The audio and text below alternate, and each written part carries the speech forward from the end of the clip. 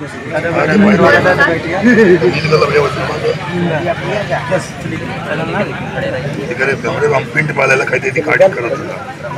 कि आप आजमगढ़ जिले के तरवा थाना क्षेत्र के उमरी ग्राम सभा में मौजूद हैं आप, और जो युवक तरवा थाने में जिस युवक की मृत्यु हुई है और तमाम तरह की बातें आ रही हैं, क्या कहना चाहेंगे सर? जैसा कि आप परिवार से रूबरू होकर बाहर आए हुए हैं, क्या कहना चाहेंगे? परिवार का क्या हाल है सर? किस तरह परिवार जी रहा है? देखिए, यह जो घटना है अत्यधिक दुखित है, क्योंकि यह प्रशासन और पुलिस कस्टडी के अंदर ऐसी घटनाएं होना कहीं न कहीं समाज का प्रशासन से विश्वास उठने के बाद।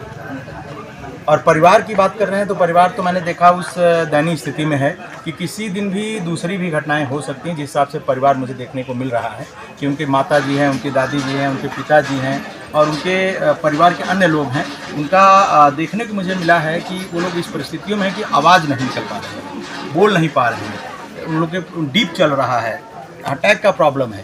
तो इस तरीके से आज के समय में जो परिवार की स्थिति है, क्योंकि परिवार बहुत ही अत्यधिक पीड़ित है और परिवार न्याय की उम्मीद में बैठा हुआ है। मुझे लगता है कि जैसे उनकी माता जी ने कहा, अगर न्याय नहीं मिलता है तो मैं भी उसी थाने में पहुंचूंगी। तो इसलिए मुझे लगता है कि प्रशासन इस पर सक्रियता से काम कर रहा है। जैसा कि सर कार्रवाई की अगर हम बात करें, कार्रवाई जिस प्रकार से हुई है, तो उस कार्रवाई पे परिवार वालों की क्या राय है? परिवार वाले उस कार्रवाई से कितना खुश हैं और कितना खुश नहीं है? क्या संतुष्ट है कि नहीं उस कार्रवाई? परिवार का जो मांग था, परिवार ने मांग किया था पुलिस अधीक्षक आजमगढ़ से, वो मांग उनके अनुसार नहीं हुई है। जो उन्होंने मांग किया था कि पुलिस प्रशासन जो उस समय ड्यूटी पे थे बर्खास्त हों, इसके साथ साथ उनके परिवार को आर्थिक मदद दिया जाए।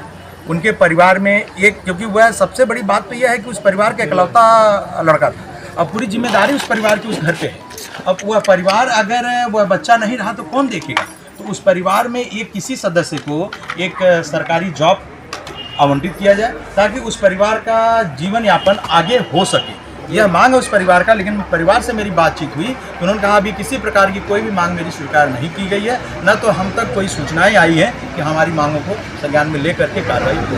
जैसा कि सर आप केंद्रीय मानव अधिकार सेवा संगठन नई दिल्ली के राष्ट्रीय अध्यक्ष हैं और आप अगर मानव अधिकार की बात करते हैं तो यहाँ के हिसाब से मानव अधिकार के तहत आप इनकी जो पीड़ित की बातें हैं, आप कहाँ तक पहुँचाने की कोशिश कर रहे हैं? देखिए, हम एज ए केंद्रीय मानव अधिकार सेवा संगठन नई दिल्ली हम यह चाहेंगे, सबसे बड़ी बात तो यहाँ पे मानव के अधिकारों का हनन हुआ है।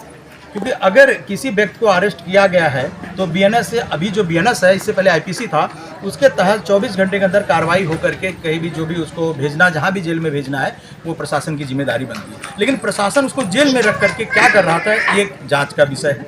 और कहीं न कहीं मैं देखने को मिलता है कि इस तरह का जो प्रशासन कर रहा है, इस तरह का जो प्रशासन का क्रियाकलाप है, वह समाज के लिए नुकसानदायक है, मानव के अधिकारों का हनन हो रहा है। तो हम इस पर आवाज़ उठाएंगे अपने इस केंद्रीय मानव अधिकार सेवा संगठन के द्वारा। इस परिवार को न्याय मिले, इस परिवार की जाँच हो।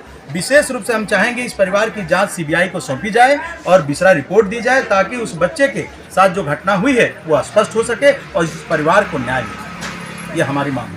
जैसा कि टीम सर आपकी जो सेंट्रल ह्यूमन राइट्स से आप नेशनल प्रेसिडेंट हैं और आपकी टीम काफ़ी लंबी है, तो यहाँ आपकी टीम कितना सपोर्ट कर रही है?